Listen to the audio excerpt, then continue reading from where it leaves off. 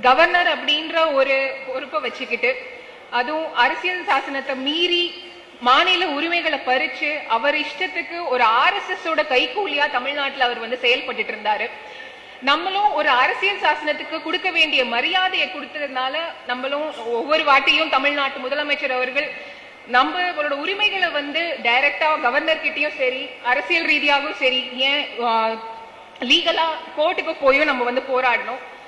சமீபமா ஒரு பெரிய வெற்றியை திராவிட முன்னேற்ற கழகம் இந்தியாவுக்கே நம்ம பெற்றுக் கொடுத்திருக்கு. அதுதான் அந்த மாநில சுயாட்சிக்கான ஒரு பெரிய போராட்டத்துக்கான வெற்றியோட முதல் படியா நம்ம கண்டிப்பா பார்க்கணும்.